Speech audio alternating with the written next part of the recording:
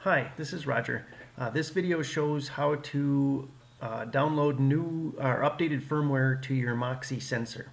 So the first thing we want to do is go to the Moxie Monitor website and go to moxiemonitor.com/downloads, and we need to download the latest copy of the Moxie firmware, which is right down here. So we'll download that, and it'll start the download process. So it downloads it as a zip file, and we need to get that file extracted so that we can install it on the sensor. So where it's downloaded here, I'm just going to pick on the down arrow and click on Show in Folder. And here we have the file that's been downloaded, moxiefirmware.zip.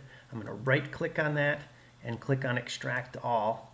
And then in this window, we'll just say Extract. So that's done. There's our extracted file. Now I'm going to close out these browsers because we don't need those anymore. Now I've already got a sensor connected to my computer using the USB cable, so we can go ahead and start the Moxie PC app. And we are going to connect to the sensor like we normally would. Click on the connect button, and then these fields will fill in, and then to update the firmware, we click on the Update Firmware button here. And we need to navigate to our Downloads folder, and then navigate to the Moxie Firmware folder, and there will be a folder or a file that ends in .hex, and this is the file that we want to open. So we click on it and click on Open. And now the firmware is updating. This process takes about 30 seconds or so while it's updating the sensor.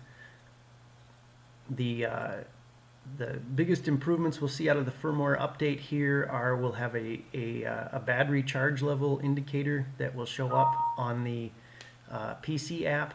And then we've also made some improvements with how the sensor communicates to the PC app. Okay, so now we have our download successful window. So when we click OK, the Moxie PC app is going to exit at the end of that download process. So we want to restart the Moxie PC app and reconnect to that sensor. And once we're connected, we'll see that now we should have the latest version of the firmware on the sensor.